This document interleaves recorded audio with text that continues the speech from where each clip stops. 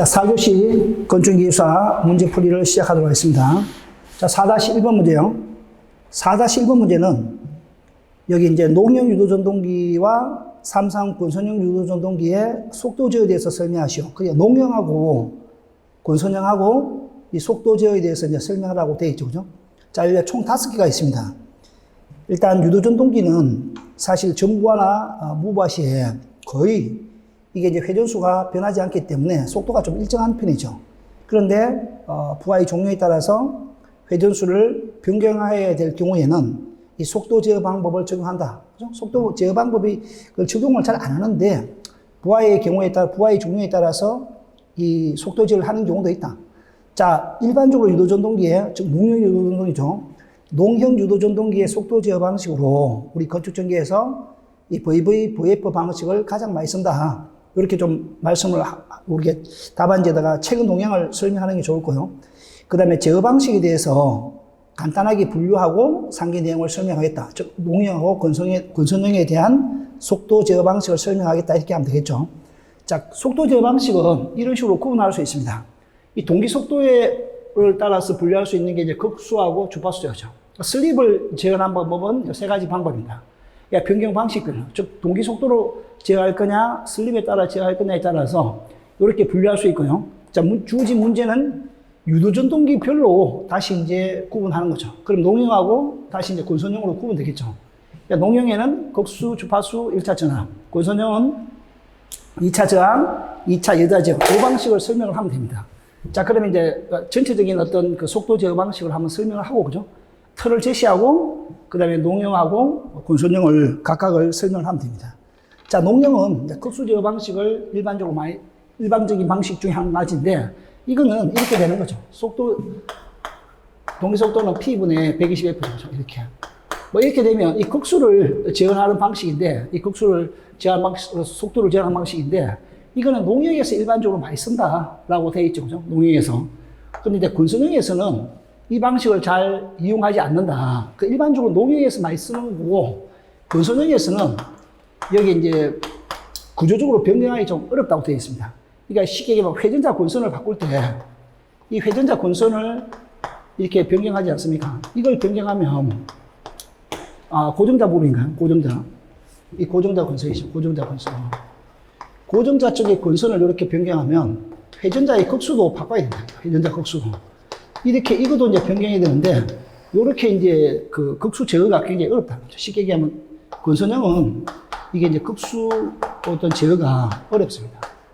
어려워가지고 그래서 잘 사용되지 않는다. 이렇게 알고 계시면 되고, 농형에서는 이렇게 이제 극수 제어하는 게 이렇게 그렇게 어렵지 않다. 그래서 이걸 농형에서 많이 적용시킨다. 이렇게 보는데 실제적으로 보면 농형에서도 지금은 앞에서 이야기한 것처럼 이게 적용을 시킬 수 있지만, 현 실계통에서는 농형에서 VF를 많이 쓴다. 그죠? 현재 그렇게 많이 쓰지 않는다. 이렇게 보시면 되겠죠.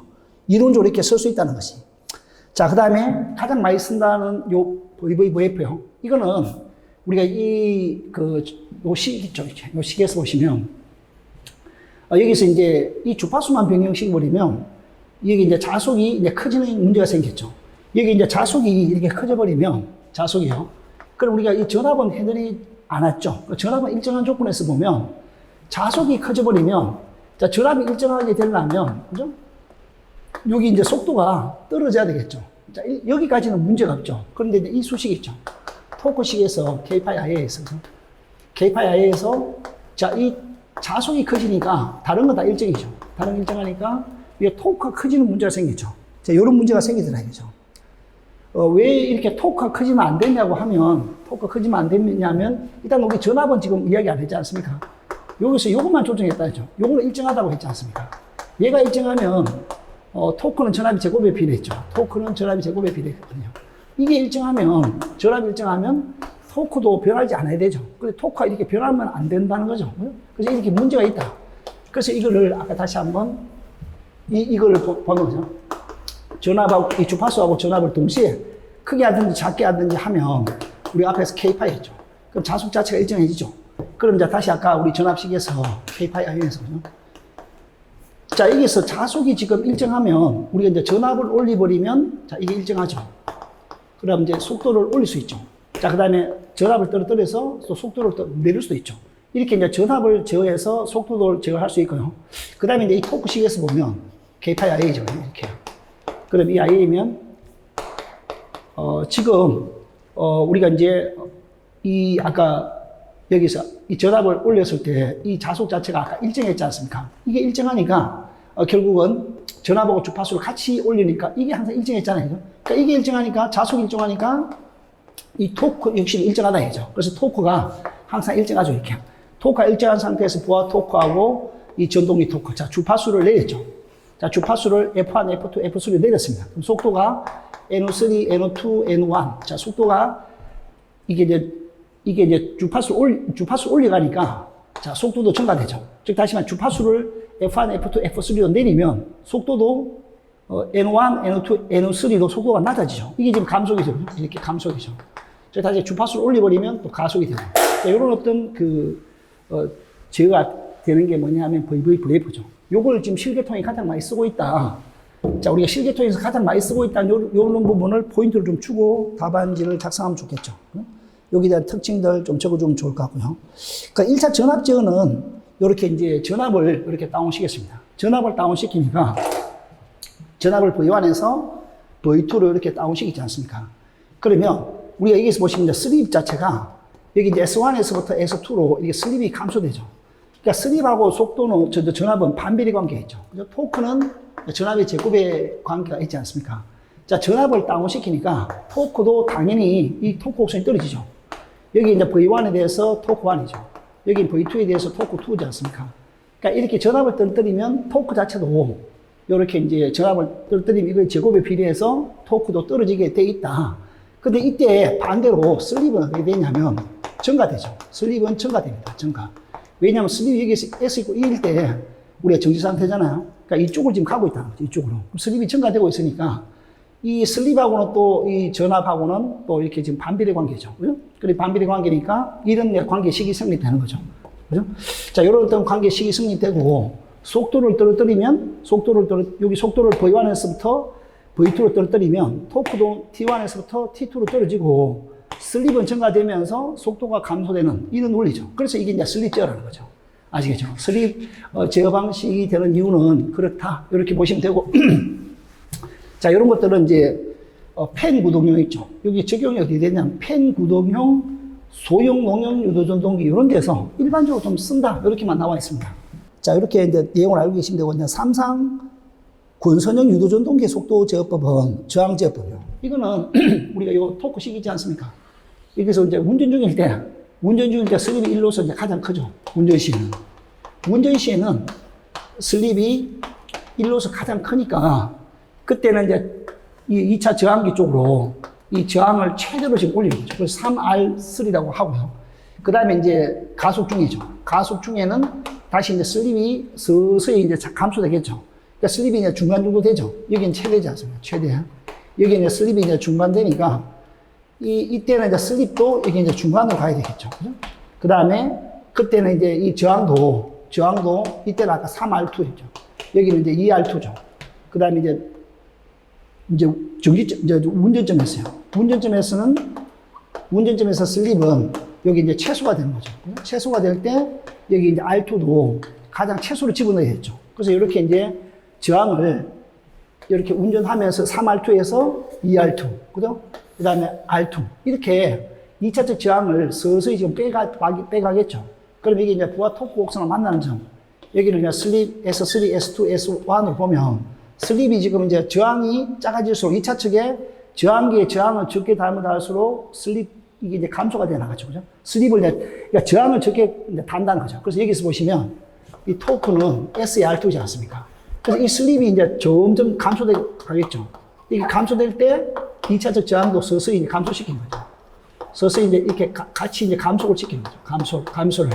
그래서 일정한 토크를 유지한 상태에서 이렇게 이제 부하 토크하고 만나는 점, 여기서 이제 속도가 제어된다. 즉 다시 말해 N3, N2, N1 이렇게 이제 속도 제어가 되는 거죠. 그러니까 이것이 이제 슬립을 통한 제어 방식이다. 즉 비례 추이를 이용한 이 슬립을 통한 우리 속도 제어 방식이라는 걸 알 수가 있죠. 자, 여기에 대한 어떤 특징들 간단하게 이제 저항기를 이용하니까 저항에 의한 손실, 그죠? 이런 문제가 발생된다. 자, 2차 여자 제어는 뭐냐면 2차 전류에다가 여기 동요 주파수에 여기 이제 여자 전압을 가하는 거죠, 여기다가 가하니까 우리가 이 2차 전류식에서 정상적인 운전 상태에서 슬립이 0.04, 0.05 정도 되죠. 4%, 5% 되니까 이 값은 거의 제로가 되는 거죠. 이 값이 제로 되니까 쉽게 하면 R2의 제곱, 이거는 루트를 풀고 나오면 R2에 SE2가 되고 여기다가 예를 들어서 여기 이제 2차 여자전압을 마이너스를 넣었다. 그러면 우리가 이제 운전 중에 있을 때는 이 토크는 항상 일정하잖아요. 지금 이제 예를 들어서 이게 전동기 토크 곡선이에요. 전동기 토크 곡선. 그러니까 부하 토크 곡선이 이렇게 돼 있다. 부하 토크 곡선이. 부하 토크 곡선이 이렇게 되면 부하 토크하고 만나는 점. 여기서 지금 운전이 되고 있죠. 운전이 되고 있을 때 이때 2차 전류 있죠. 2차 전류. 이 2차 전류 역시도 하여튼 일정한 값을 두고 있거든요. 2차 전류도. 2차 전류 값도 지금 여기가 2차 전류가 항상 일정하거든요. 이 토크일 때, 2차 전류가 항상 일정한 토크일 때 2차 전류 역시도 일정하거든요. 그러면 이제 이 2차 전류도 항상 일정해야 되잖아요. 이게 일정하려면 여기 마이너스를 붙였으니까 이때 S 값은 커져야 되죠. 커져야만이 일정한 값을 누리거든요. 그죠? 그래서 N은 우리 P분의 120F에서, 그죠? 1-S요. 1-S에서 슬립이 지금 커져야 되죠. 슬립이 커지면 여기는 감속이 되겠죠. 그죠? 여기 1 빼기 어떤 걸 큰 값을 넣으니까 이 값이 작아지겠죠. 작아지니까 이 회전자 속도가 이렇게 줄어지는 이런 형태가 발생했죠. 여기를 플러스하면 반대로 이 속도가 어떻게 됩니까? 증가되겠죠. 이렇게 해서 이제 이거 역시도 슬립을 제어해서 속도 제어를 하는 방식이다. 그러니까 2차 여자 제어 방식을 이렇게 설명을 하면 되겠죠. 자, 이런 내용들을 이제 쓰고 특징을 적어주면 됩니다. 자, 우리 실제로 보면 건축 전기에서는 권선형보다는 농형을 가장 많이 쓰죠. 이 권선형 같은 데는 보통 이제 프렌트 같은 그런 데서 많이 쓰니까 건축물에서는 현재 이제 그 인버터를 이용한 농형 유도 전동기에 그 주파수 제어법을 실계통에서 가장 많이 쓰고 있다. 이런 걸 좀 적어줘야 되고요. 권선형에서는 2차 저항하고 2차 여자 제어법을 실계통에 많이 쓴다. 이렇게 알고 계시고 하면 됩니다. 자, 2번 문제를 한번 봐보겠습니다. 2번 문제. 2번 문제는 무선 충전 기술에 대해서 물었는데, 이것도 건축전기 기술사 문제인지 참 난해할 정도로 이번에 약간 조금 생각하지도 못한 이런 문제가 좀 나왔죠. 이게 과연 건축전기 기술사 설계하는데 이게 이만큼 쓰이나, 건축전기 기술사 설계할 때는 설계 문제가 많이 나와야 되는데 요즘 트렌드가 약간 변했다라고 알 수가 있겠죠. 그죠? 자, 일단 무선 충전 방식에 대해서 전자유도, 자기공명, 전개결합, 전자파, 그 다음 무선 충전 방식에 대해서 이렇게 물었습니다. 크게 두 가지요. 자, 일단 요 전체 네 가지에 대해서 설명을 하고 여기에 대한 어떤 비교표를 하나 제시해봐라 이런 말이죠. 자, 일단 무선 충전 방식이라는 개념부터 우리가 항상 개요에다 써줘야 됩니다. 무선 충전은 말 그대로 무선으로 전기 에너지를 우리가 이제 자기 에너지 아니면 전자파 에너지로 바꿔가지고 에너지를 공간으로 이렇게 전달하는 기술이 무선 충전 기술이다. 절대 유선이 들어가면 안 되죠. 우리가 보통 전력은 유선으로 다 공급이 되지 않습니까? 그런데 유선으로 사용하지 말고 무선으로 전기 에너지를 어떤 특정 라디오 프리퀀시 이런 고주파로 변경시켜가지고 고주파로 변경시켜서 이 전자기파 에너지로 그냥 공중으로 즉 무선 형태로 에너지를 전달하는 기술이 무선 충전 기술이다. 그래서 전달해서 이 보낸 전력이 이제 충전되는 그런 어떤 기술이 무선 충전 기술이다. 이 개념을 적어주면 좋고요. 그 다음에 이 무선 충전 기술은 원거리 기술하고 원거리 무선 전력 전송 기술 이렇게 크게 두 가지가 있다. 지금은 이제 이 근거리 쪽에 지금 적용이 되고 있다 이거죠. 우리 핸드폰 같은데 그죠? 그런데 이제 원거리는 뭐 적용이 될 수 있지만 여기 되면 이제 출력이 커지니까 보내주는 송신 쪽에 전자기 에너지 이런 게 크니까 뭐 인체의 어떤 그 영향이라든지 타격의 어떤 영향에 대한 어떤 해결에 대한 그런 문제점이 많다. 아직도 실용하기는 좀 어렵다. 그렇게 좀 보시면 되겠죠.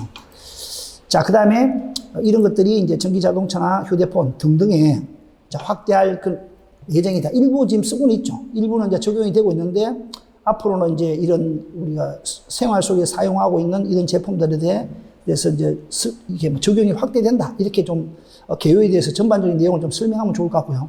자, 무선 충전 방식은 우리가 이제 여기서 이제 무선 충전 방식에 자, 전자유도 방식이요. 첫 번째. 전자유도 방식은 여기 이제 1차 코일하고 2차 코일을 감을 놓는 거죠. 그러니까 여기 이제 전력을 고주파로 변경했지 않습니까? 고주파로 변경해서 1차측 코일에다가 여기 이제 자속으로 보내는 거죠. 전류를 해가지고 자속으로 보내주면 2차측 코일에는 파라데이 전자유도 작용에 의해서 E는 여기서 이제 자기력선이 이렇게 증가되지 않습니까? 자속이 이제 증가되면 1차측에, 2차측에서는 이 자속의 증가를 방해하는 방향으로 마이너스 NT2는 D파이 이렇게 이제 역기전력이 발생되겠죠. 그럼 역기전력에서 다시 이제 유도전류가 이렇게 발생이 되겠죠. 그죠? 그러니까 이렇게 이제 자기력선으로 보내면 1차측에, 2차측에 그 자기력선을 방해하는 방향으로 유도기전력이 생기고 다시 이제 유도전류에 의해서 다시 이제 자기력선이 이렇게 발생되는 이런 원리를 통해서 이런 공간을 통해서 이 전기에너지가 부하 쪽으로 이렇게 충전되는 그런 기술이다. 자, 이 키포인트는 뭐냐 하면 이 송수신 코일과 여기 이제 송신 코일이겠죠. 이게 수신 코일이 있습니다. 이게 이제 자기유도 현상을 이용해서 이렇게 이제 전원 쪽에 있는 이 전력을 부하 쪽으로 이렇게 공급하는, 전송하는 그런 기술이 전자유도 기술이다. 그렇게 알고 계시면 되고요. 그 다음에 요거는 이제 특징이, 전송거리가 짧다. 그죠? 또 효율은 좋습니다. 여기서 가까운 거리에서 보낸 전력이 이 수신 쪽에 많이 전달된다. 그래서 효율은 굉장히 좋다. 그리고 이제 구조적으로 간단하고 소형이다. 일단 그 전송되는 그 무선 전력 전송 자체가 크진 않다. 자, 그렇게 좀 보시면 되겠죠. 특징적인 요소가요. 자, 그리고 이제 적용은 뭐 휴대기기들, 우리 휴대폰 같은데, 뭐 이런 데 이제 적용이 될 수 있다. 자, 여기는 우리가 다양한 주파수를 우리가 이용할 수 있죠. 이 전자유도 쪽에는 또 특징이 뭐냐면 다양한 주파수를 이용할 수 있다. 다양한 주파수요. 이런 특징 외에 추가해서 다양한 주파수를 우리가 이제 이용할 수 있다. 이런 것들도 함께 특징이 될 수 있습니다. 이 주파수를 특정한 주파수 외에, 그죠? 우리가 다른 주파수를 이용해서도 전력을 이렇게 전송을 할 수 있다. 무선으로 충전할 수 있다. 이런 개념으로 봐야 되겠죠. 자, 근데 여기는 자기 공명은 여기 이제 탈자가 들어갑니다. 송수신, 이게 이제 송신기죠. 송신기.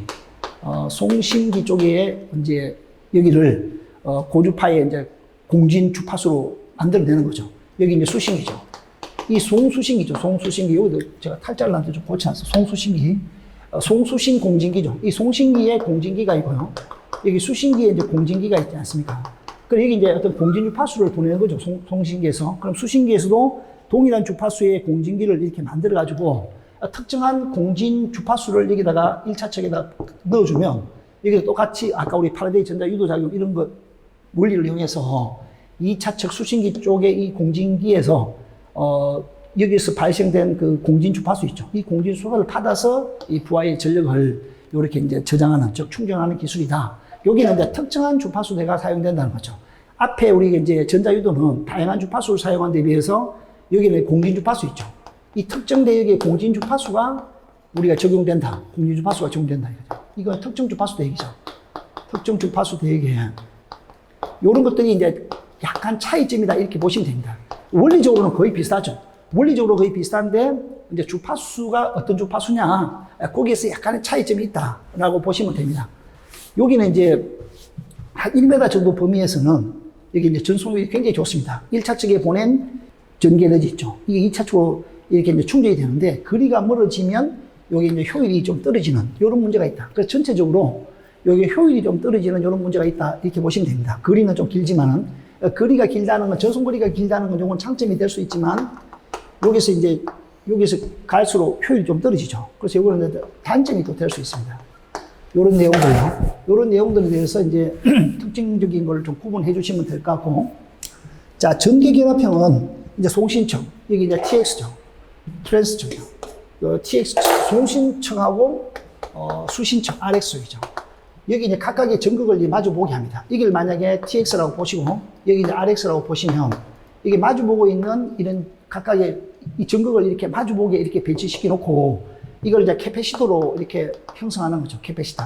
우리 축전지, 정중앙 C 있죠.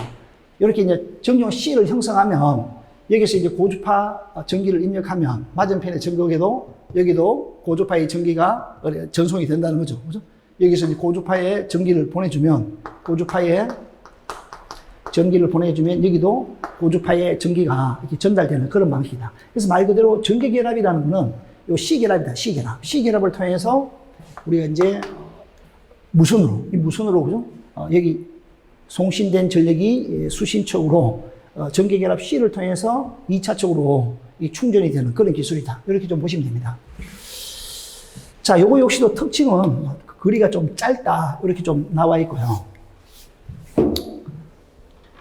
자, 여기에 대한 전자파 쪽은 여기서 이제 마이크로파의 그런 여기 앞에 보면 여기 이제 우리 자료를 보니까 또 AC를 DC로 바꾸는 자료가 있더라고요. AC를 DC로 이렇게 바꿔놓고 다시 이제 마이크로트론인가요?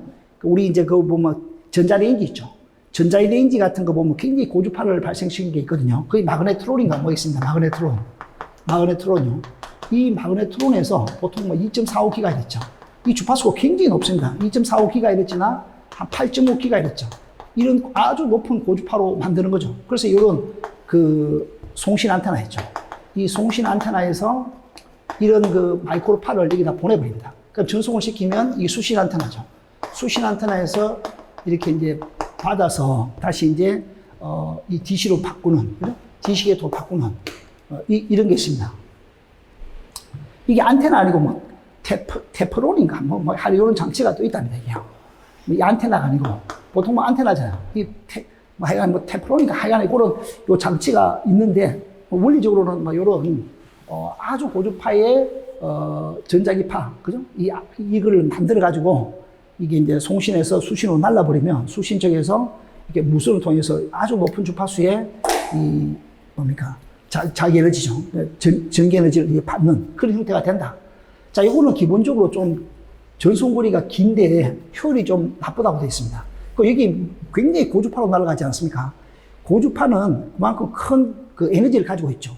큰 에너지를 가지고 있기 때문에 이게 이제 인체에 만약에 닿이게 되면 인체에 유해한 부분이 발생될 수가 있겠죠. 그래서 여기는 이제 출력 자체가 크다는 거죠. 즉 주파수가 크니까 인체에 유해한 어떤 부분이 발생된다. 그래서 요거는 이제 뭐 우주 태양광 발전 뭐 이런 쪽에 뭐 적용이 된다 이렇게 나와 있습니다. 자, 이렇게 이제 네 가지 방식에 대해서 간단한 어떤 개념, 그다음에 원리 적용 이런 식으로 항상 정리해 놨습니다. 여러분 타반장성 적을 때요, 나중에 공부하실 때도 여기 개념이 어떻고 이 개념의 특징이 어떻고 여기에 대한 여기 이런 것들을 어디에 적용하는지 그런 것들을 이제 자꾸 이렇게 암기하고 이해하시면서 문제를 자꾸 풀이해 나가야 됩니다. 자, 그리고 이제 요 네 개에 대해서 비교를 하면 이 대전력판에 대해서는 뭐 다 좋다고 되어 있는데 요 전자파만 조금 나쁘다고 되어 있죠. 그래 효율은 요것도 뭐 좋다 했죠. 요것도 짧은 거리에서는 이 충전이 뭐 잘 된다 했습니다. 요 자기 공명 타입은 요게 아까 거리가 길어질수록 여기 충전된 게 2차 쪽으로 잘 넘어가지 않는, 그죠? 효율이 좀 나빠지는 그런 게 있었죠. 그러니까 요런 것들. 그다음에 요것도 뭐 전자파도 장거리로 날아가다 보니까 아무래도 좀 중간에 손실이 많다 이렇게 좀 보시면 되겠죠. 자, 요런 어떤 그 효율이라든지 이런 부분, 그 다음에 장단점을 좀 잠깐 한번 보시죠. 요건 아까 1cm 정도로 굉장히 낮았죠. 전송거리가요. 이건 짧고, 이거는 이제 전송거리는 좀 길지 않습니까? 요거의 단점이 요거의 장점이죠. 그죠? 아까 자기 공명치 타입은요. 요거는 이제 아까 공진 그 주파수를 만들어내기 때문에 그 특정한 공진 주파수를 만들어내기가 굉장히 어렵다. 그래서 이제 설계가 좀 어렵다. 이런 게 좀 될 수 있는 부분이고요. 전개 결합은 우리가 이제 2분의 1 CV 제곱, 뭐 거기 보면 C가 마이크로파라 이런 거 들어가 있지 않습니까? 그러니까 여기 이제 전송거리가 짧다는 게 여기 이제 전자유도나 전개 결합이나 똑같이 이렇게 단점이 될 수 있다. 그죠? 그 다음에 뭐 여기는 이제 에너지 자체가 작기 때문에 뭐 충전부에 크게 발열 문제 이런 게 안 생기는 게 또 장점이 될 수 있죠. 자, 그 다음에 이제 전자파는 여기 아까 인체라든지 다른 기기에 고주파로 굉장히 날아갔다 했지 않습니까? 기가헤르츠의 주파수로 날아가다 보니까 전자파에 대한 그런 어떤 영향 이런 게 많이 준다. 그죠? 근데 장점은 여기 먼 거리까지 보낼 수 있다. 아까 뭐 우주선 뭐 어쩌고저쩌고 나왔지 않습니까? 뭐 그런 것들을 설명을 하면 되겠죠. 자, 이제 결론에 대해서도 마찬가지입니다. 이 무선 전력 전송 국내 시장의 활성화, 뭐 이런 부분요. 그다음 원천적이고 기반이 되는 연구 분야에 과감했던 기술 개발, 투자, 이런 것들이 학계라든지 뭐 연구소, 이런 쪽에서 유기적으로 협력이 돼서, 그죠? 이 기술적인 문제점을 해결하고, 이를 산업화할 수 있는 그 방안이 이렇게 모색이 돼야 된다. 지금 모색되고 있는 중이죠, 그죠? 이런 내용들, 아직도 완전한 기술이 발전된 건 아니죠. 이렇게 하고 있는 추세이고, 기초 단계의 어떤 그 추세니까 이런 부분에 대해서 활성화 해야 된다. 이런 쪽으로 답안지에 대한 결론을 몰고 가시면 됩니다. 자, 문제 3번은 수소 에너지를 이용한 수소의 제조, 수소를 만드는 거죠. 그 다음에 저장, 수송, 그 연료전지에 대해서 설명할 수 이렇게 나왔죠. 자, 이 수소 쪽은, 자, 이제 수소 에너지라는 거는 이거를 수소를 에너지 형태로 저장하고 사용되는 기술이다. 자, 이게 지금 무슨 소리냐면 이런 거죠. 수소 원자 분자 있죠. 수소 원자 분자. 수소를 우리가 이제 지구상에서 가장 가벼운 그 어떤 물질, 어떤 것들이 이제 수소에 보면 되겠죠. 수소를 우리가 이제 원자 분자 상태로 보면 EH가 이렇게 이제 예를 들어서 이제 이온화가 되면 EH 플러스 수소 양이온하고 이렇게 전자로 구분되겠죠. 이렇게 되면 이제 이 전기 에너지로 바뀐다는 거죠. 이게 전기 에너지로 바뀌고 이때 이제 일을 한다는 거죠. 일을, 그죠? 근데 이때 반대편으로 이렇게 되면 가액 반응이죠. 왔던 놈이 그대로 가죠. 그러니까 예를 들어서 EH가 EH 플러스 E 마이너스 이렇게 이제 전자죠, 전자. 전자하고 이 수소 이온으로 이렇게 발생되면 전기 에너지로 이렇게 이제 일을 한다는 거고 다시 가액 반응을 해서 요 EH 플러스하고 요게 플러스 E가 합쳐져 가지고 수소로 되지 않습니까? 이게 이제 가액 반응이죠. 왔던 놈이 그대로 가니까. 이렇게 되면 이제 화학 에너지로 이놈이 저장이 된다는 거죠. 화학 에너지로. 화학 에너지로 이제 저장이 되는데 이게 안정한 거죠. 굉장히 안정합니다. 또 안정한 어떤 특징이 있고 또 문제가 뭐냐면 우리가 이제 지구온난화를 방지시키죠. CO2라든지 지구온난화. 이런 것들을 방지시킨다 이거죠. 그죠? 맞죠? 지금 우리가 이제 CO2 때문에 지금 골무리를 앓고 있지 않습니까? 근데 이게 CO2를 사용 안 하다 보니까 우리가 수소는 지구에 이게 굉장히 많이 있는 거 아닙니까? 그죠? 그래서 이거 이제 환경 문제 이런 걸 일으키지 않습니다. 그러니까 요런 어떤 물질, 요런 어떤 특성 때문에 향후에도 이제 앞으로 우리가 모든 에너지들이 이 수소 에너지로 가야 된다. 이제 그런 개념이거든요. 그러니까 수소 에너지는 수소 형태로, 즉 수소 분자죠. 수소 분자 형태로 이제 에너지를 화학 에너지로 저장하는 그런 에너지원이고 이놈이 굉장히 안정적이고 CO2를 해결할 수 있는 방안이다. 즉 밑에 고에 나와 있죠. 밑에 보면 이게 이제 궁극적으로 청정 에너지 중에 하나다. 이게 지금 CO2를 발생시키지 않으니까 또 이게 지구상에 굉장히 많은 거니까 환경오염 방지라든지 지구온난화 이런 것들이 이 방지가 되는 그런 특징이 있다. 이런 그 개념들이 특징 이런 걸 주셔야 되겠다. 두 번째 라인에는 항상 우리가 여기서 그 CO2를 썼을 때 어떤 특징이 있느냐 이런 걸 가야 되고 첫 번째는 수소 에너지가 뭐냐 이런 어떤 개념적인 거를 답안지 한번 쓰주라겠죠. 자, 수소를 제조하는 데 있어서 처음엔 추출하는 방법. 자, 추출할 때 우리가 이게 이제 일반적으로 많이 쓰는 게 이제 천연가스 같은 거 이런 것도 수소를 굉장히 많이 함유를 하고 있다고 나옵니다. 천연가스에서요. 그래서 이제 수증기 계질법 이런 걸 통해 가지고 이 촉매 있죠. 촉매를 이용하게 되면 여기 이제 수소가 잘 나오도록 만드는 거죠. 그죠? 그래서 이게 수증기 계질법에다가 촉매를 이용하면 이 촉매가 좋으면 좋을수록 뭐 수증기 계질법 해서 수소가 더 많이 나온다든지 작은 에너지를 통해서도 더 많은 수소가 나올 수 있도록 한다는 거죠. 왜 이게 촉매를 넣느냐 하면 우리가 적은 에너지를 가해서도 수증기 계질법에서 이게 뭐 어떤 우리가 작은 에너지를 넣는다 하더라도 더 우리가 수소 이거를 많이 나오게 하는 거죠.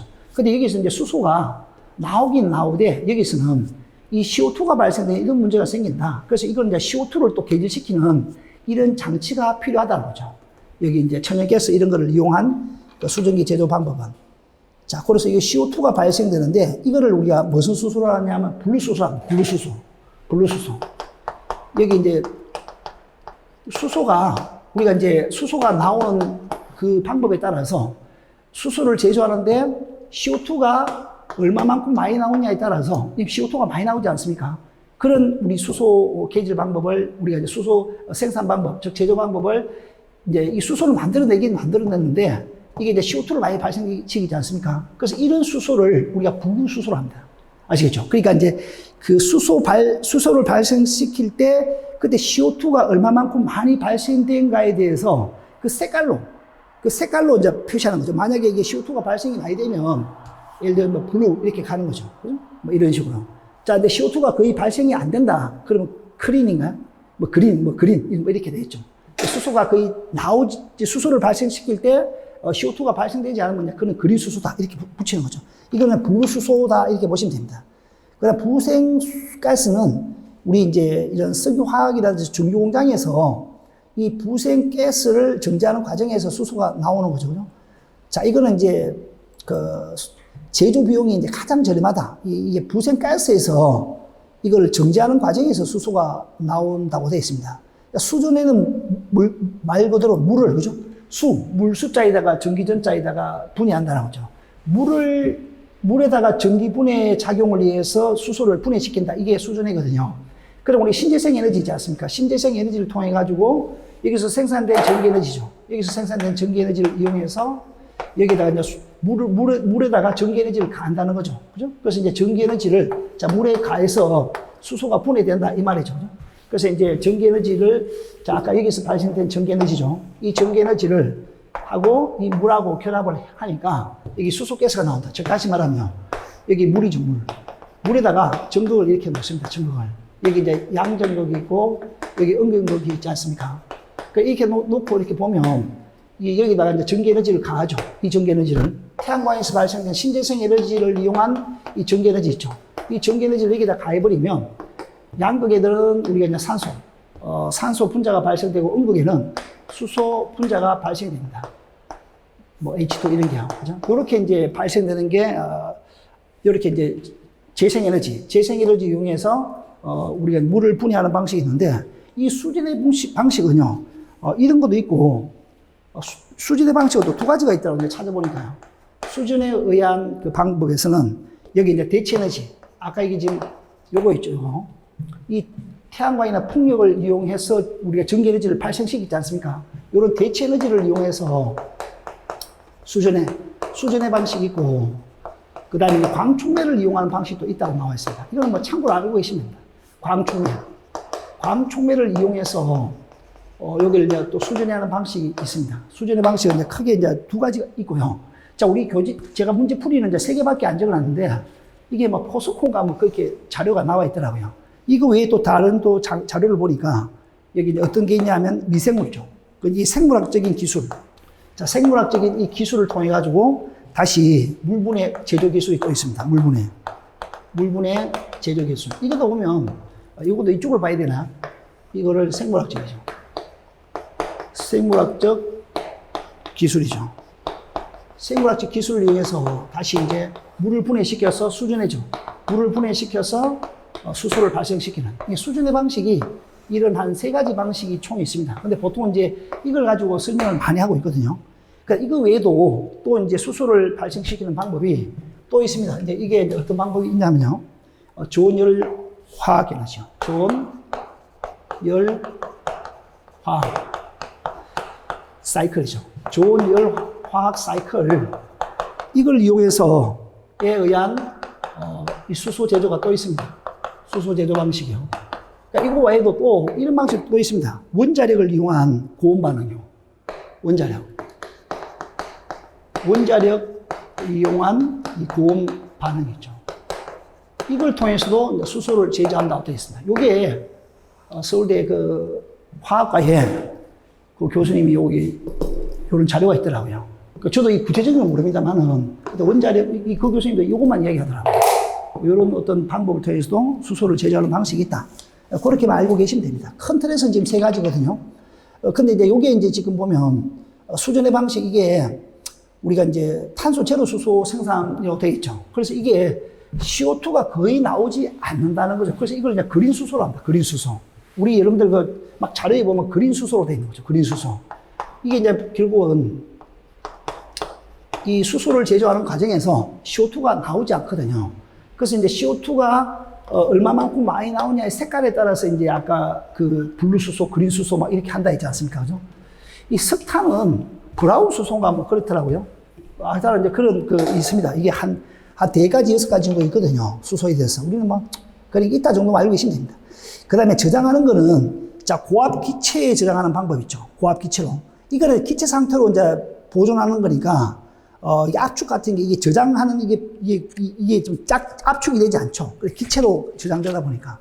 액화로 저장된다는 거는 원래 우리 수소라는 거는 기체놈이지 않습니까? 그 기체를 그냥 고압을 시켜서 그냥 기체 상태로 보존하는 방법이 있고, 그 다음에 액체 상태로 보존하는 방법이 있죠. 온도를 확 내려버리면 우리가 이제 그 뭐죠? 우리 그 무슨 탱크입니까?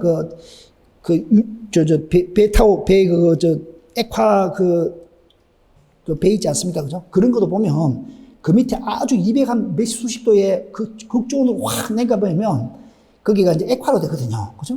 그래서 이제 이런 액화 상태로, 즉 액체 상태로 이렇게 이제 보관하는 게 액화 저장이다. 고체 저장은 여기 이제 다공질 그 물질 표면에 합착하는 방법도 있고, 이게 또 어떤 방법이 있냐면요. 이거 말고 또 이런 것도 있는데, 잠깐만요. 그게 금속에다가 또 이렇게 저장하는 방법이 있거든요. 금속에다가 저장하는 방법이 금속 수소 화물이라고 있네요. 이 고체에다가. 이 고체에 저장하는 게 다공성 물질 표면에 이렇게 합착하는 방법도 있고, 그 다음에 금속 그 수소 화물 있죠. 금속에다가 이렇게 이 고체도 이 금속 자체가 고체지 않습니까? 금속 수소 화물. 이 수소 화물에다가 요렇게 이제 수소를 또 저장을 하는 그런 방법이 있다고 나와 있습니다. 다공성 물질에 수소를 저장하는 방법, 금속 수소 화물에 요 수소를 저장하는 방법, 이 두 가지 방법이 나옵니다. 그 다음에 화학적으로 또 저장하는 방법이 있고요. 유기화합물의 수소 저장 기술을 이용하는 방법. 이거는 연구 개발 중이라고 나와 있는데, 그죠? 여기에 대한 장단점을 뭐 조금 쓰면 됩니다. 이게는 이제 가장 일반적인 방법이죠. 현재 가장 보편화된 기술이다. 여기는 그냥 고압을 압축해서 쓰는 거고, 일반적으로 지금 이걸 많이 쓰고 있다고 되어 있고요. 이거는 이제 최적당 에너지 밀도가 아주 높다. 왜냐하면 기체를 아주 주문을 해서 부피가 작은 쪽으로 확 이렇게 압축을 시켜놨죠. 그러니까 이게 밀도가 높은 거죠. 이게 이제 장점이 되고, 고체 역시도 여기 이제 단위 에너지 체질당 밀도가 높죠. 그 고체에다가 많이 집어넣으니까. 그런 어떤 특징이 있다 정도 보시면 되고, 그러나 단점은, 여기는 이제 최적당 에너지 밀도가 낮죠. 왜냐하면 기체 상태로 보관하니까 이렇게 압축을 많이 못 시켜놨죠. 액화나 이런 고체에 비해서 이렇게 압축을 못 시켜놨습니다. 그러니까 최적당 에너지 밀도가 이게 낮다고 되어 있고요. 액화 저장의 단점은 액화 시에 대량의 에너지가 필요하다. 이게 액체로 만들 때 그 에너지를 이렇게 가한다 했죠. 253도의 이 극중온에서 액화를 시키니까 여기 냉동기에 대한 에너지가 많이 들어갈 거 아닙니까? 그죠? 액화 시에 다량의 에너지가 필요하다. 이런 내용들이고요. 그 다음에 이제 이 수소 합금, 아까 제가 수소 합금을 할 때, 이때 이제 이게 이제 돈이 많이 비싸다. 이런 어떤 그 단점이 있습니다. 뭐, 요 정도에 대한 어떤 특징을 여러분들 좀 저장에 대한 걸 알고 계시면 되고, 수송하는 거는 우리 아까도 말씀드린 액체로 수송하는 것도 있고, 그 다음에 기체로 수송하는 것도 있었죠. 그죠? 자, 그래서 기체로 할 때는 그냥 파이프 있죠. 파이프에다 그냥 보내버리고, 튜브 트레일러는 뭐냐면, 여러분 차 있죠? 그 긴 차에다가 이 튜브 같이 된 거죠. 튜브. 이 튜브 같이 된 이런 형태가 있습니다. 이게 이런 튜브를 이렇게 싣고 다니는 그 트레일러가 있거든요. 이런 이제 튜브 트레일러 가지고 이렇게 이제 수소를 기체 상태로 이렇게 우리가 운송하는 그런 기술이 있습니다. 액체 운송은 액화시키는 것 같고 액상 상태. 이렇게 이제 하는 방법인데 다 탱크로리. 그 탱크로리 알지 않습니까? 벌크 같은 탱크로리, 우리 세멘트 싣고 다니는 그런 그 탱크 있죠. 그런 거에다가 이렇게 이제 액화 상태나 액체 상태로 이렇게 이제 운송하는 그런 기술이 있습니다. 뭐 이런 게 있다 정도만 보시면 되겠죠. 자, 그 다음에 수소 연료 전지는 우리가 여기서 이제 핵심은 뭐냐면 이거죠. 아까도 말씀드린 여기서 키포인트는 이겁니다. 우리 수소 연료 전지는 아까도 말씀드린 여기 이제 계질 장치를 통해 가지고 이 수소가 들어왔지 않습니까? 그러니까 수소를 이렇게 이제 계질을 시켜가지고 만들었죠. 그럼 이걸 EH 플러스에다가 전자를 만들어서 이걸 이제 전기에너지로 이용하겠다는 거죠. 그죠? 전기에너지로 이용하고 다시 이걸 화학에너지로 우리가 이제 저장을 하겠다 이 말이거든요. 그럼 얘는 이제 전기에너지로 여기 이제 일을 우리가 시키겠다 이거죠.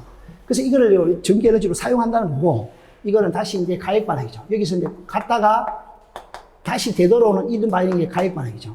이런 가액 반응을 통해서 전기에너지로 일을 시킬 수도 있고, 다시 이제 이 수소 분자로 만들어서 화학에너지를 저장할 수 있다. 그죠? 그런 내용들이거든요. 그래서 이제 여기서 계질을 통해서 수소 분자를 이용해서 수소 양이온하고 전자를 하고 이 물하고 결합해서 우리가 이제 전기에너지를 또 생산하고, 그죠? 깨끗한 물을 또 만드는 이런 이제 원리를 이용해서 우리가 이제 뭡니까? 이렇게 사용하는 게 이제 수소 연료 전지다. 이렇게 보시면 되겠죠. 그죠? 수소 연료 전지에 대한 원리, 요걸 뭐 플러스 극, 마이너스 극에 대해서 이렇게, 이런 내용만 좀 쓰면 되겠죠. 이런 내용을 쓰고, 뭐 간단하게 이제 여기서 구성도가 계절기, 스택, 연료 전지 본체, 인버터, AC를 DC로 바꾸는 인버터, 그 다음 폐열 회수 장치. 여기서 이제 아까, 물이 발생될 때, 수소하고 산소 발응해서 물이 발생될 때, 그때, 1몰당 에너지가 286kJ인가, 뭐, 그렇게 나온다 했죠. 그죠? 그때 그 열 에너지를 다시 한번 보일러 같은 거, 이런 거라든지 이런 걸 통해서 다시 한번 난방을 이용할 수 있다는 거죠. 물론 이제, 칠러 같은 걸 이용하면 이제 다시 이제 냉방을 또 이용할 수 있겠죠. 왔다 갔다 이런 식으로 이제 그 냉난방에 이용할 수 있다. 장단점은 간단하게 뭐 써주시면 될 것 같고요. 자, 이런 쪽으로 답안지를 구성하면 됩니다. 자, 4번은, 요거는 이제, 피레기 어떤 저항값을 물어본 건데요. 자, 요거는 이렇게 보시면 됩니다. 자, 다음과 같이 파동 임피던스, 이게 Z1이죠. 여기 입사파입니다. 입사파에 지금 이제 파동 임피던스를 Z1으로 준 거죠. 자, 그 다음에, 여기는 이제, 투과파죠. 투과파고, 이제 반사파는 이렇게 돼 있죠. 반사파는 지금 뭐 특별히 뭐 주어진 거 없죠. 이 투과파가 이렇게 있고, 들어왔다가 들어가고, 여기서 이제 반사가 일부 생기시고, 그죠? 자, 이렇게 됩니다. 여기서 이제 투과파 전압 이꼬르는 제한 전압이죠. 요거를 일본에서 공부했지 않습니까? 제한 전압 이꼬르는 여기 이제 투과파다. 투과파 전압이다. 이렇게 보시면 되겠죠. 제한 전압이죠. 제한 전압 이꼬르는 이제 투과파 전압이다. 이렇게 보시면 되고요. 자, 요 그림에서 보면 파동 임피던스 Z1하고 Z2가 이렇게 있을 때, 요 두 슬로의 접점, 여기에 이제 피레기를 이렇게 설치한다는 거죠. 피레기를 여기다 이제 설치했습니다. 요 피레기 이제 저항이라고 보면 되나요? 자, Z1 슬로에서 구형파 E가 들어왔습니다. 구형파가. 여기 이제 EI가 지금 E라는 거죠. 입사파가. 자, 구형파 이렇게 들어왔을 때 Z2 슬로의 전압 투과파, 이 투과파가 여기 이제 들어간 게, 여기 이제 제한 전압이죠. 여기 투과파라고 했죠. 투과파. 이놈이 이제 5분의 2 이렇게 되어 있을 때, 이때 이제 피레기의 저항을 구하라 이렇게 되어 있죠. 자, 그러면 요거는 바로 피레기 제한 저항이 있지 않습니까? 요 피레기 제한 전압에 대한 식을 쓰면 되겠죠. 요걸 우리 기본서에도 있고 연구반에 있죠. 여기 이제 입사파, 투과파, 이 파동 임피던스 요 식 있죠. 요게 이제 제한 전압이죠. 제한 전압인데 요 식을 다시 요렇게 변형을 시킬 수 있죠. 요렇게. 그죠? 요렇게 변형을 시킬 수 있는 게 여기 이제 2 날라가죠. 그럼 Z1, Z2죠. 요 빼기죠. 그죠? 그 Z1, Z2분의 Z1, Z2를, Z1, Z2에 두 개 이 투를 공통으로 빼버리고, 그러니까 요렇게 수식을 요렇게 바꿔버리면 요놈이름 날라가고, Z1, Z2가 나온다는 거죠. 그죠? 자, 그래서 여기서 요 수식에서 다시 한번 피레기 어떤 그 저항, 접지 피레기 쪽 흘러가는 저항이 있죠. 요걸 이걸 계산해야 되겠죠. 이 값이 어떻게 되냐면 이 값이죠. 여기 이 값은 여기 아까 저항이 있다 했죠. 그럼 여기 전압이 EA죠. 그죠? EA니까 EA에다가 R을 나누면 이게 이제 IG가 된다는 거죠. 그죠? 그래서 IG 값을 피레기 제한 전압에다가 저항 R을 이렇게 나눠버리면 여기 이제 피레기 쪽으로 흘러가는 전류를 구할 수가 있겠죠. 그죠? 피레기 방전 전류를 우리가 구할 수 있습니다. 그래서 피레기 방전 전류를 제한 전압 나누기 피레기 저항 값으로 나눠서 요 값을 여기다가 대입시키는 거죠. 여기다가 대입을 시키니까 자, 요 값만 이제 집어넣어 주면 되겠죠. 요 값만. 요 IG 값만. 그죠? 요 식에서. 그러니까 요를 집어넣어 주면 요 식을 요런 식으로 정리가 되겠죠. 그죠? 요 식 전체가. 자, 여기서 이제 다시 한번 지금 이제 EA 값 있죠. 그러면 우리가 이걸 EA 값을 몰아야 되겠죠. 왜냐면 이 값을 구해야 되니까. 아까 이 값이 5분의 2인가 이렇게 된다 했지 않습니까? 그러니까 당연히 이 피레기 제한 전압을 구해야 되니까 이 피레기 제한 전압을 구하기 위해서 지금 요 마이너스 부분 있죠. 마이너스 부분을 다시 이제 좌변으로 이용합니다. 그럼 여기 EA에다가, 그죠? EA에다가 이 좌변으로 이동된 값이 요가 되는 거죠. EA에 Z1, Z2에 Z1, Z2에 R분의 1 되겠죠. 그럼 여기 남아있는 거는 무빈에 남아있는 요거밖에 없겠죠. 자, 이걸 통해서 EA 값을 다시 이거 전체 값 있죠. 요거 전체 값을 다시 우변으로 이동을 합니다. 이항을 하니까 요렇게 되는 거죠. 이항하면 요 식이 나오는 거죠. 무슨 알겠죠? 그죠? 이건 여러분 여기서부터 산수입니다. 자, 요 EA 값을 구하기 위해서 요거 전체를 이쪽으로 지금 이항을 한 거죠.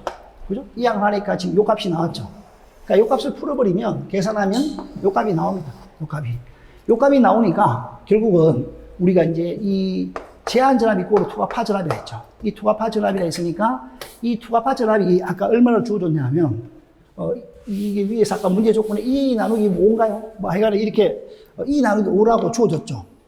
여기, 이 제한전압이 이꼬르 투과파전압이거든요. 이 제한전압이 이꼬르 투과파전압이니까 제한전압이 이꼬르 투과파전압이다. 그래서 요거를, EA를 2 나누기 5로 이렇게 주어졌으니까 요 값을 여기다 EA에다가 집어넣으면 되겠죠. 집어넣고 이걸 계산하면 우리가 이제 요 값을 이제 구할 수가 있고요. 이 피레기 제한장은 여기 저항값을 붙어있네요. 저항이 하나 빠졌네요. 오hm. 그죠? 오hm 값이 빠져있네요. 오hm 값. 그러니까 여기서 이제 이 저항값을, 여기 이제 구하지 않습니까? 그럼 이쪽하고 이 저항을 쭉 넘겨야 되겠죠. 넘기고 이쪽 값은 이쪽으로 넘겨가고 이쪽으로 이동해야 되겠죠. 그럼 이제 아래 Z1 플러스 Z2에 Z2에 빼기 10에 Z2에 R이지 않습니까? 그 R을 묶어야 되죠. R을 묶으면 여기 이제 Z 안에다가 빼기 9에 Z2가 이렇게 나오고, 이쪽을 넘기니까 Z1, Z2 이렇게 나오겠죠. 그러니까 여기서 R을 구하면 여기 이제 Z1, Z2에 Z1 빼기 9의 Z2가 나오죠. 그럼 이거를 양변에 마이너스 마이너스니까 이걸 없애주기 위해서 9의 Z2에 빼기 Z1에 Z1, Z2 여기다가 오hm 이렇게 할 수 있죠. 그죠? 이렇게. 그러니까 여기 지금 오hm 하나 빠졌네요. 저항값이니까 이 단위를 ohm으로 써야 되겠죠. 이렇게 이제 된다는 거. 분명히 넣었는데 또 빠져있네요. 참. 뭐 하다 보면 뭐. 그렇습니다. 자, 그렇다면 이제 요 피레기 쪽 계산 문제는 이렇게 구하면 되고요. 그 다음에 이제 서지 보호 장치에 대해서 잔류전압하고 공칭 방류 전류. 이 공칭 방류 전류는 우리 피레기 공칭 방류 전류하고 똑같은 의미죠. 이 잔류전압은 피레기의 제한전압하고 똑같습니다. 말 그대로 피레기에서 방전하고 난 다음에 피레기 양단자에 걸리는 전압이 잔류전압이죠. 제한전압이죠. 그것이 SPD에서 이제 수지 같은 게 들어오면 방전하지 않습니까? 방전하고 난 다음에 그 SPD 양단자에 걸리는 전압이 잔류전압이거든요. 그때 이제 방전하죠. 그때 SPD 접지 쪽으로 흘러가는 그 최대 방전전류, 흘릴 수 있는 최대 방전전류가, 최대 방전전류를 흘릴 수 있는 그 방전전류. 그게 이제 우리가 공칭 방전전류죠. 그죠? 자, 그때 파형은 보통 8 곱하기 20 마이크로세크를 쓰는 거죠. 파두장 8, 파미장 20 마이크로세크의 파형을 우리가 이제 가지고 이제 보통은 이제 5카 이상, 이 공칭 방전 전류는 그 방전 전류의 파고값이 최소 5카인가요? 5카 이상이 되도록 하라 이렇게 돼 있죠. 자, 일단 이런 문제가 나오면 SPD에 대한 정의를 적으면 좋습니다. SPD는 서지 전압을 제한하고 서지가 들어오면 그 전압을 제한시키죠. 그리고 전류를 대지로 빼내는 이런 이제 비선형 소자를 가지고 있는 장치다. 이렇게 하시고, 이게 이제 뭐 서지로부터 전기전자 설비를 보호하기 위한 장치다. SPD에 정의를 적어주고, 자, 주요 검토 사항은 뭐 이런 것들이 있는데, 자, 이것을 문제의 조건에서는 우리가 뭐를 구하느냐면, 자, SPD 잔류전압을 구하라 했지 않습니까? 제한전압을. 그럼 제한전압에 대한 개념을 적어줘야겠죠. 요렇게 이제, 잔류전압에 대한 그 개념을 적어줘야 된다. 서지가 들어왔을 때, 서지가 딱 들어왔지 않습니까? 서지가 이렇게 들어왔을 때, 자, 이제 방전했죠. 자, 방전하고 난 다음에 이 피레기 양단자에 걸리는 전압. 이게 이제 뭐냐면 이 제한전압. 아시겠죠? 자, 때 이제 TS는 타임이죠, 타임. 임펄스, 요 이제 개시까지의 그 시간. 이게 임펄스가 들어왔을 때, 임펄스가 들어왔죠. 그래서 이제 방전했죠. 방전하다 보니까 이 피레기 양단자에 이제 이렇게 전압이 떨어지죠. 그죠? 이게 방전할 때까지 그 방전 개시까지 시간이 TS고, 이제 임펄스 방전 개시랍은 이제 요게 이제 되는 거죠. 여기에서 이제 방전을 개시한다는 거죠. 자, 그 다음에 제한전압이 파고치는 얘기고, 그죠? 자, 그 다음에 원전압, 서지전압은 이게 되는 거다. 자, 이게 이제 잔류전압에 대한 어떤 그 개념, 그림상에서의 잔류전압의 어떤 표시, 이런 것들이 답안지에 전달이 돼야 되고요. 자, 그 다음에 이게 피레기 제한전압하고 똑같으니까, 피레기 제한전압으로도 이렇게 표현될 수 있다. 피레기 제한전압하고 같은 의미다. 그러니까 결국은 뭐냐면 이기죠. 여기 아까 똑같죠? 아까 그 문제랑 똑같습니다. 여기 이제 요점 있죠, 요점. 피대기가 이렇게 방전을 했지 않습니까? 아까 그 SPD 거하고 똑같죠? 여기 이제 피대기 쪽에서 방전했죠? 그럼 SPD 쪽에서 방전했죠? 방전하고 났을 때 이 양단자 있죠? 이 양단자 사이에 걸리는 전압. 이게 이제 제한전압이거든요. 그 SPD의 그 자료전압은 피대기 제한전압하고 같은 의미다. 이렇게 되어 있습니다. 아시겠죠? 일반적인 책자에도 이렇게 되어 있거든요. 자, 그래서 이렇게 이제 뭐 식을 이렇게 한번 써줄 수도 있고, 이 잔류전압을 결정하는 요인은 방전줄리의 파고감, 그 다음에 방전줄리의 파형, 이런 것들이 잔류전압의 결정 요인으로 되어 있습니다. 그 다음에 SPD에 대한 공칭 방전줄리는 우리가 이제 피대기의 공칭 방전줄리도 그 피대기 쪽으로 전류가 흘러가더라도, 반복적으로 흘러가더라도 다시 피대기를 사용할 수 있는 게, 이 공칭 방전줄리죠. 이것도 똑같죠. SPD 쪽으로 방전줄리가 흘러가더라도 이 SPD가 다시 사용할 수 있는, 그죠? 그러니까 SPD가 터지지 않고 보호가 되면서도 다시 이렇게 쓸 수 있는 그런 어떤 방전줄리 값을 나타내는 게 공칭 방전줄리다. 이 공칭 방전줄리에 대한 개념을 설명해야 되고, 자, 여기서요. 일반적인 책자에는 이렇게 되어 있는데 이게 아닙니다. 우리 책자로 적어야 돼요. SPD에 흐르는 파행이 파도장 8 곱하기 20 마이크로세컨 인 전류 임펄스, 이걸로 끝을 내거든요. 이렇게 하면 안 됩니다. 이거는 단지 파도장이 지금 8이죠. 8 마이크로세컨죠. 그 다음 파미장이 20 마이크로세컨죠. 이런 파도장, 파미장의 이 전류 임펄스가 이제 그 피대기 쪽 흘러갈 때, 그때 이제 파고갑이죠, 파고갑. 이 파고갑이 공칭 방전률이란 말이에요, 파고갑.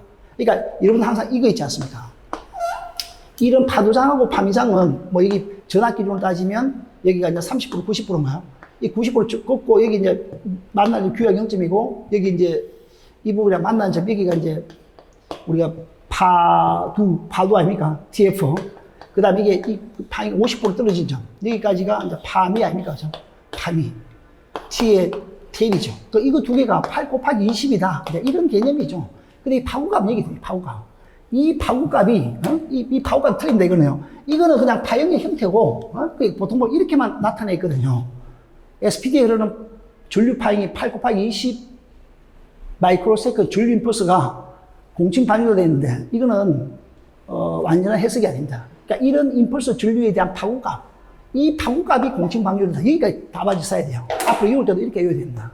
아시겠죠? 여기까지, 이렇게 막, 이게 지금 옛날 내sun 규정도 여기까지 다 있는데, 그건 아닙니다. 정확하게. 자, 우리 교재처럼, 우리 풀이처럼 좀 답안지를 써주는 게 좋을 것 같고요. 그래서 SPD의 공칭 방전률을 잡았죠. 전류 임펄스가 5카까지, 5카 이상. 최소 5카 이상을 흘려도, 5카 이상을 흘려도 SPD가 보호되고 다시 복귀될 수 있다. 다시 쓸 수 있다는 거죠. 그래서 SPD에 대한 이 공칭 방전률에 대한 어떤 규정, 이런 게 있습니다. 3상에서는 20카까지, 단상에서는 10카 이상의 공칭 방전률로 된다. 뭐 이런 것들요. 자, 이에 대한 특징들도 이렇게 좀 적어 놔놨고요. 그 다음에 설치 장소에 대해서 이게 좀 어렵습니다. 설치 장소는 보통 인입구나 건축물 인입구 근처에 설치해야 된다. 이런 것들이 있고요. 그 다음에 인입구나 이 부분에 중성선이 보도체에 접속되어 있는 경우, 자, 이때요. 지금 이제 인입구나 그 부분에 중성선이 보도체에 연결되어 있는 경우에는 뭐 또는이 되어 있는데, 이 SPD를 선도체, 주접지 단자 또는 보도체 간에 설치할까. 이건 내 기본사 할 때 설명을 다 해드렸죠. 이 그림을, 지금 제가 뭐 간단하게 하나만 그릴게요. 이런 식으로 된다는 거죠. 자, 지금 첫 번째, 지금 이 부분은 또 이 두 가지가 있죠. 여기도 인입구에 부분의 중성선이 보도체에 접속되지 않는 경우에 대해서는 여기 이제 ELB 부하측에 설치하는 방법, ELB 전원측에 설치하는 방법이 있거든요. 그러니까 이런 걸 여러분이 정확하게 모르면, 예를 들어서 시험장에 가서 요 틀은 알겠는데, 지금 세부적으로 모르지 않습니까? 이 내용들이 여기 좀 깎아거든요. 저도 자꾸 잊어버린다요. 그러니까 이럴 때는 이제 3번 정도는 이제 2번죠. 2번은 이거 두시고 3번 같은 데는요. 예를 들어 중성선이 보호도체에 접속되지 않는 경우에는 이 ELB 부하측에 설치하는 경우하고 SPD를 ELB 부하측에 설치하는 경우하고 ELB 전원측에 설치하는 경우에 대해서 설치 방법에 대해서 우리가 이제 KSC IC 기준이 나와 있다 이렇게만 외우면 됩니다. 그 2번은 뭐 간단하게 이렇게 한번 봐보시죠. 요거는 내가 기본 수습할 때 내가 다 그림을 그려드렸던 부분이고요. 자, 2번 내용을 보면 이런 얘기입니다.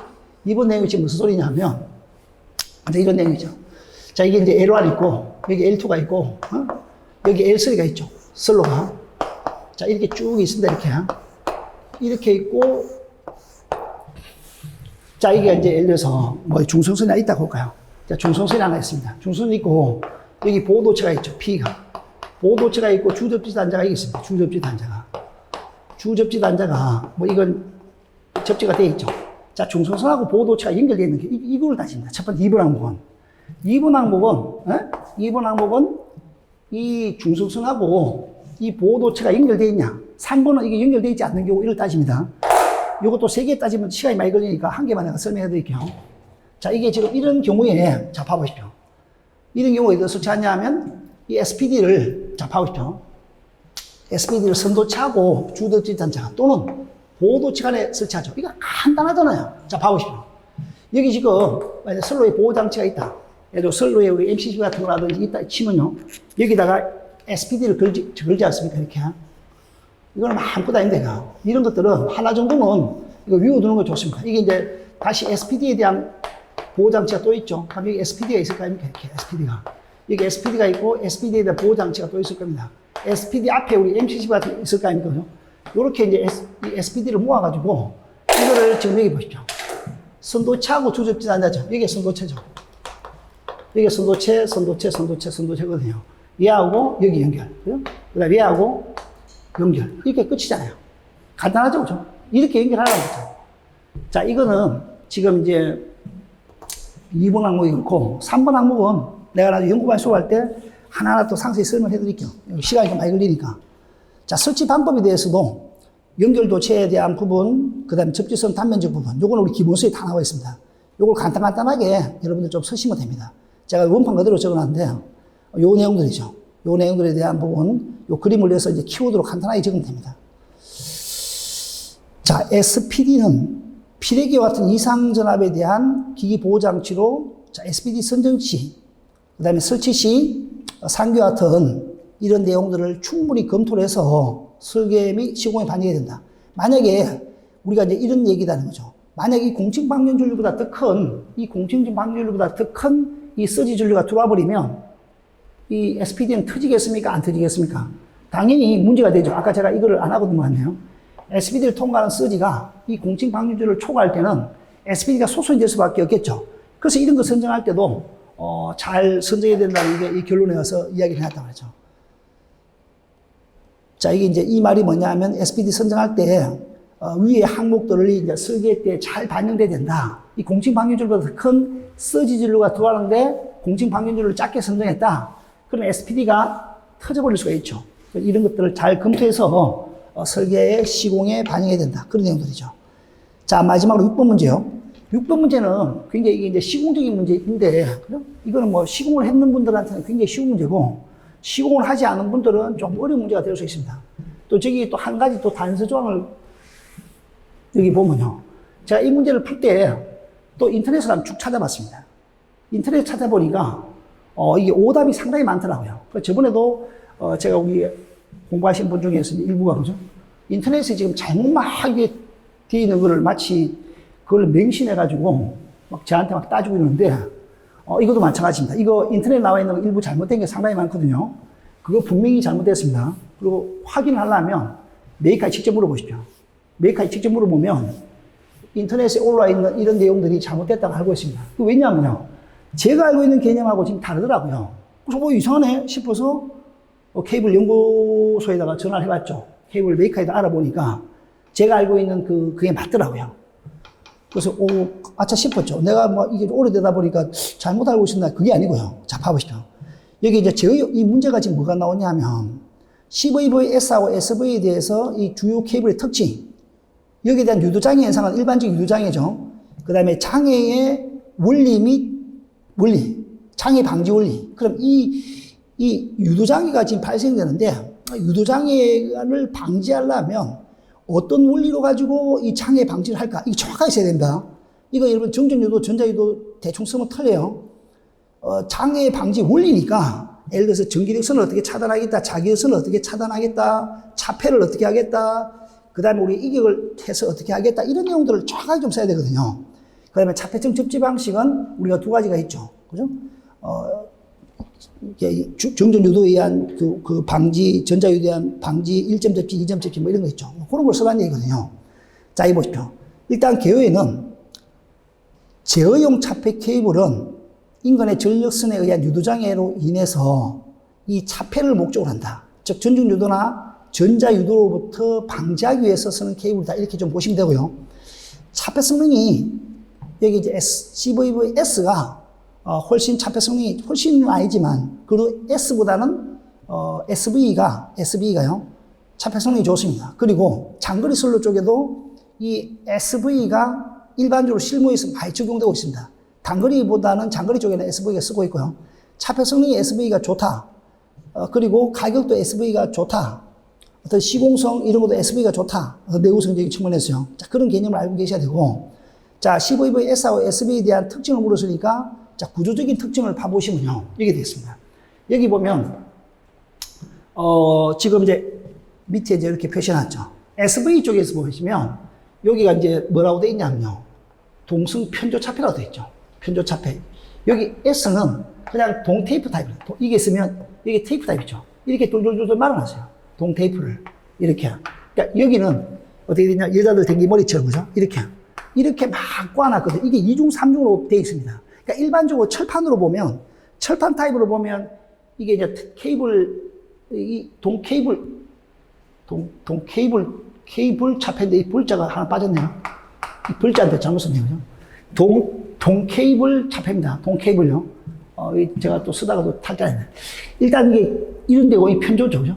다 이렇게 되어 있는데, 얘가 2중, 3중으로 지금 이 편조가 되어 있기 때문에 차폐 성능이 훨씬 아니지만 얘보다는, 차폐 성능이 좋습니다. 그래서 가격도 비쌉니다. 자, 봐보십시오. 여기 보면 바인드가 하나 더 있지 않습니까? 여기 바인드가 여기 하나 더 있음에도 불구하고 S타입은 여기 바인드가 없죠. 그러니까 편조 차폐하고 바로 C점 넘어가죠.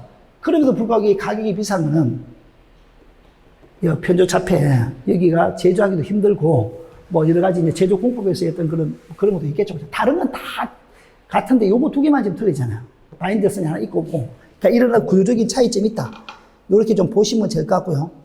그 다음에 이제 여기 이제 특징들을 보면 이제 차폐 구조, 차폐 성능, 내구성, 그 다음에 이제 케이블 이동에 따른 밴딩, 그죠? 밴딩 할 때가 손상 문제, 시공성, 가격 문제, 이런 것들에 대해서 특징 비교를 할 수가 있습니다. 자, 그 다음에 유도장애 현상은 일반적인 정전 유도하고 전자 유도장애에 대한 설명을 간단히 하면 됩니다. 이거는 정전용은 C에서, 즉, 우리가 이제 송전선의 단상전압이죠. 영상전압하고 통신선 사이에 정전용 C에 의한 그 통신선의 유도장애. 이게 이제 정전 유도장애다. 그죠? 자, 그런 개념들. 그 다음에 전자 유도장애는 전력선과 통신선 사이에 상호 인덕턴스에 의한 통신선 유도장애다. 이렇게 보시면 되겠죠. 그죠? 자, 이런 어떤 개념적인 거는 간단하게 여러분 설명해 주시면 될 것 같고요. 그 다음에 장애 방지 원리를 제가 이제 차폐 원리로서 이제 첫 번째 자기력선 차폐. 자, 자기력선 차폐할 때 이 고투자율 재료를 이용해서 이제 차폐하는 게 있었다 했죠. 그죠? 고투자율 재료는 자기장이 큰 거. 즉, 다시 말하면 투자율 값이 큰 거, 이걸 통해가지고 이 뮤 값을 통해서, 그죠? L의 뮤 A죠. 이 투자율을 큰 걸 해서 자기장을 작게 해서 이 자기장이 작은 쪽으로 이 자기력선을 이렇게 흡수하는, 이쪽으로 자기력선 쪽으로, 자기력선을 자기장이 적은 쪽으로 이렇게 이제 땡기는 거죠. 자기장이 적은 쪽으로 이렇게 흡수해서 땡기는 이런 차폐 원리가 고투자율 차폐고, 그 다음에 고도준율 재료는 이거는 이제 뭐죠? 반대 방향으로 전자유도 작용해서 이 고도준율 재료 쪽으로 그 유도 기전력에 의한 유도 완전류가 흘러서 원자속과 반대 방향의 자속을 만들어서 상쇄를 시키는 이런 원리를 이제 설명을 해야 되겠죠. 그죠? 자, 그런 내용들을 해야 되고요. 두 번째는, 전력선과 통신선과의 이격거리. 우리 이격을 시키면 어떻게 된다 이쪽에서 이격을요. 이격을 시키면 우리 정류의 C 값이 작아지죠. 정류의 C는 입시론 제로, 입시론 아래 A 나누기 T 이렇게 되지 않습니까? 이격거리를 이렇게 크게 버리면 C 값이 이제 C 값이 작아지죠. C 값이 작아지니까 XC는 1 나누기 오메가 C가 되지 않습니까? C 값이 작아지니까 이 저항값, 그죠? 여기 이제 용량성 게이트란스 값이 커지는 이런 어떤 효과가 발생이 되죠. 그죠? 자, 그래서 이렇게 된다는 거. 이렇게 좀 알고 계시면 좋을 것 같고요. 자, 그 다음에 연가를 시켜서 C 값을 평행을 시켜서 정전 유도 전압을 제로로 만들었죠. 아까 요 부분요. 여기서 C12, CC가 똑같으면, 정전 유도 전압이 제로가 되겠죠. 그래서 이게 이제 원리적으로는 연가를 시킨다. 연가를 시켜서 원리를 이야기해야 되니까. 그죠? 그 다음에 병행 길이를 축소한다. 요거죠. 전자유도 결합에서 요 길이 L, 그죠? L을 줄이면 전자유도 결합이 작아지죠. 이게 이제 차폐 원리를 이야기를 했으니까. 자, 요런 것들을 이제 요 장애 방지 원리를 쓰게 됐죠. 대책을 적으는 게 아니죠. 그러니까 정전유도 전자유도에 대한 대책을 적으라는 게 아니고 원리적인 걸 쓰라 했거든요. 그 원리적인 걸 쓰니까 이런 원리에서 한다 이렇게 보시면 됩니다. 그 다음에 차폐청 접지 방식은 두 가지가 있습니다. 편단은 여기 한 개요. 요건 내가 말씀드렸죠. 정전유도는 전기력선이 있고 우리가 이제 전기력선에 시작하고 끝이 있다. 방향이 있었기 때문에 여기 이제 여기든 한쪽만 잡으면 여기 전하가 대지로 빠진다 했죠. 여기는 자기력선이 발생되는 부분은 자기력선이 이렇게 발생되는 부분은 시작과 끝이 없다. 그죠? 여기 한쪽만 접지하더라도 이쪽에도 또 지금 문제가 될 수 있으니까 양쪽에 다 이렇게 이제 접지해라. 이렇게 해야 유도장애가 방지가 된다 이렇게 했죠. 그죠? 이거는 보통은 이제 전자유도장애에 대한 대책, 요거는 정전유도장애에 대한 대책. 그죠? 여기서 만약에 전하가 있다. 그러면 이 전하가 이쪽으로 대지로 빠져버렸죠. 그죠? 근데 여기는 아니다 이거죠. 여기는 자기선 자체가 여기 쪽 자기선도 미치죠. 여기도 자기선 또 생기죠. 이렇게 자기선이 계속 생기니까. 그러니까 여기 자기선은 이쪽으로, 여기 자기선 이쪽으로 접지해서 양쪽 자기선 이렇게 이제 없애주는 그런 방식을 통해야 된다. 그 다음에 이제 이 접지 시공시의 주의사항은 여기 이제 접지선하고 이렇게 이제 차폐선하고 이제 접촉할 때, 그죠? 요때 이제 접지선을, 자, 봐보십시오. 이 접지선 있죠. 아까 케이블에 우리가 이제 CVVS는 이런 테이프 타입을 여기다 접속해서 여기다 접지장이 물려야 되잖아요. 그 편조 타입은 여기 이제 접지할 때 이게 훨씬 유리하단 말이죠. 여기 이제 차폐선하고 접지선을 이렇게 접촉시킬 때 이 접촉 저항 증가가 이놈이 많이 생기죠. CVVS가. SV가 이제 적죠. 그런데 요게, 요런 게 또 더 작업하기도 좋습니다. SV 타입이. SV 타입 S보다는요. 그죠? 요 접지선을 양쪽으로 이렇게 접지할 때요. 자, 그 다음에 이제 이 전기 설비 있지 않습니까? 전기 설비하고 연결할 때요. 보통은 이제 우리가 앞에서 턱값도 마찬가지고, 그죠? 여기 이제 우리가 선하고 선 사이를 이렇게 연결하지 않습니까? 조인을 하고, 이제 여기 보면 이제 선하고 선하고 당연히 하는데, 여기 차폐선이 있지 않습니까? 차폐선. 차폐선이 있으면, 여기 이제 장비가 있으면 장비에도 이 차폐선이 좀 물려야 됩니다. 이렇게 물려야 됩니다. 여기 이제 도체 부분은 이렇게 물려지지 않습니까? 이렇게. 그러니까 이 차폐 부분도 여기 이제 기계기구가 있겠죠. 뭐 전기 기계기구가 있다. 그리고 차폐선하고 이 기계기구를 이렇게 연결을 잘 시켜야 된다. 이런 부분요. 여기 연결 안 시키면 이쪽으로 유도 현상이 뜨겠죠. 그러니까 이런 접지 시공 시의 주의사항, 이런 것도 조금 적어놓으면 좋을 것 같습니다. 자, 여기도 마찬가지로 결론이에요. 상기와 같은 차폐선은 차폐 승모나 말단 접지 시공 시 측면에서 CVVS가 유리하다. 그죠? 돈이 좀 많이 들어갑니다, 이게. SV가 조금 비쌉니다. 그러니까 경제성을 시설하더라도라는 게 돈을 좀 지불하더라도, 그죠? 그 SV 적용을 하게 되면 정유도도 측면이나 시공적인 측면에서도 이게 유리하다. 시공적인 측면이나 정유도도 방지 측면에서 이게 유리하다. 그런 것들 결론에 가서 약간 선보됩니다. 자, 이렇게 해서 4교시 문제를 풀이를 마치도록 하겠습니다. 자, 수고하셨습니다.